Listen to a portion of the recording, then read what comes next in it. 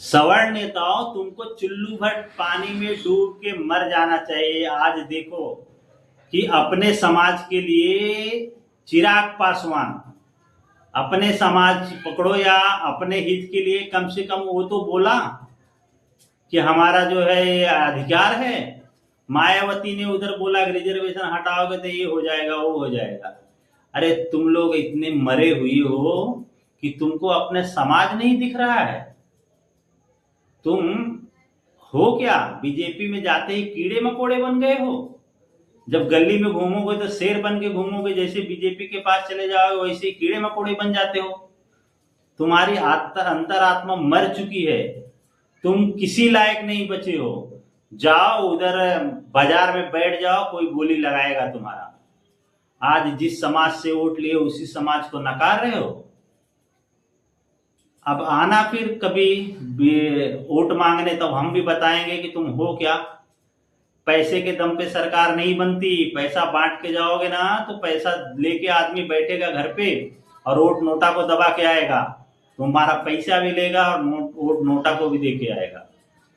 वो यही वक्त है, अभी भी समय है कि तुम सुधर जाओ। नहीं सुधरोगे तो हम लोग तो सुधार ही देंगे, क्योंकि अब बहुत हो गया, अति हो गया। अब अति के बाद इति ही होता है। तो तुम लोग अब अति कर चुके हो।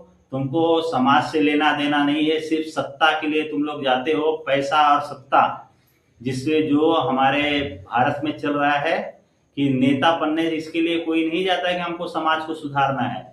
वो इसके लिए जाता है कि वहां जाते ही पैसे पैसे की बरसात होने लगेगी, वहां जाते ही हम माननीय हो जाएंगे। पैसा, आज कोई अभी छोटे से बच्चे से पूछ लो बेटा क्या बनने वाले हो, तो बोलेगा नेता बन जाऊंगा। क्योंकि नेता बनने के लिए कोई क्राइटेरिया तो है ही नहीं। तुम जितने बड़े आवारा होगे उतने बड़े नेता कहलाओगे, जितने बड़े गुंडे होगे उतने बड़े नेता कहलाओगे।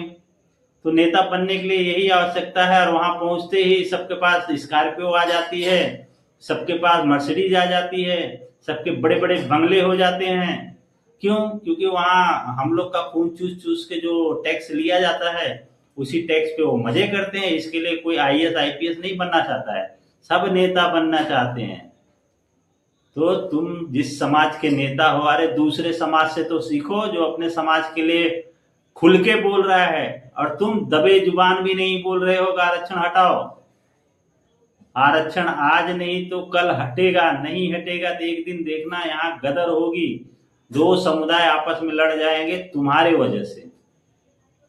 क्योंकि जिस तरीके से वो लोग भी भाषणबाजी कर रहे हैं, सवर्ण समाज भी भाषणबाजी कर रहा है, दोनों भाषणबाजी के चक्कर में कहीं भिड़ न जाए वही डर लग रहा है।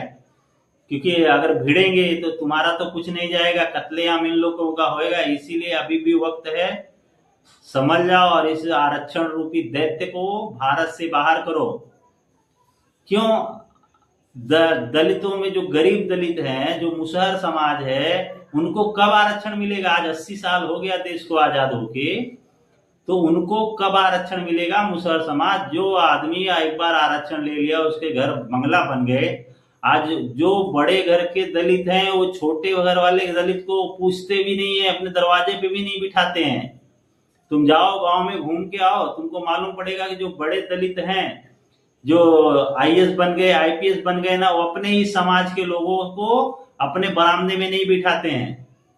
हमने देखा है, हमारे गांव में हुआ है, सब जगह यही होता है। अगर वो बड़े बने ना तो छोटे वाले को पूछते ही नहीं, जबकि उन्हीं का हक मार के वो बड़े बने हैं। आज जितने भी बड़े दलित हैं वो छोटे दलित को पूछते तक नहीं है। एक मुसहर समाज है, पासी समाज है, वाल्मीकि, इन लोग को कभी मिलेगा? कब अधिकार मिलेगा आरक्षण का? कब ये लोग आगे बढ़ेंगे? क्या एक ही जाति का हक है? जब दलित में 50 जातियां तुम डाल के पहले से बैठ गए हो, एक एक जातियों को एक एक बार आरक्षण दो। एक बार मुसहर को दो, वो आगे बढ़ जाए, फिर दलित को दो, वो आगे बढ़ जाए, फिर पासी समाज को दो, फिर वो आगे बढ़ जाए, फिर धोबी समाज को दो, फिर वो आगे बढ़ जाए, फिर वाल्मीकि समाज को दे दो। मतलब जो जितना नीचे है वहां से शुरुआत करो, उसको ऊपर लाओ, उसको हटाओ, दूसरे को लाओ, दूसरे को ऊपर उठाओ, तीसरे को लाओ, तीसरे को ऊपर लाओ। ऐसे ऐसे करो ना। तुमने तो खिचड़ी बना दिया है, क्योंकि खिचड़ी बनाने में तुम्हारा फायदा है। जो बड़े नेता हैं वो बोलेंगे और उनका समुदाय उनके पीछे भाग जाता है। अरे वो समुदाय को भी सोचना चाहिए कि ये नेता लोग तुम्हारा ही हक खा रहे हैं। ये जो रिजर्वेशन की मांग आज सवर्ण लोग कर रहे हैं, इसमें सबसे ज्यादा अगर किसी का फायदा है तो दलित समाज, वाल्मीकि समाज, पासी समाज, जितने भी ओबीसी समाज, हर वर्ग को लोगों को फायदा होगा, लेकिन सबसे ज्यादा अगर किसी को फायदा होगा तो होगा दलित समाज को।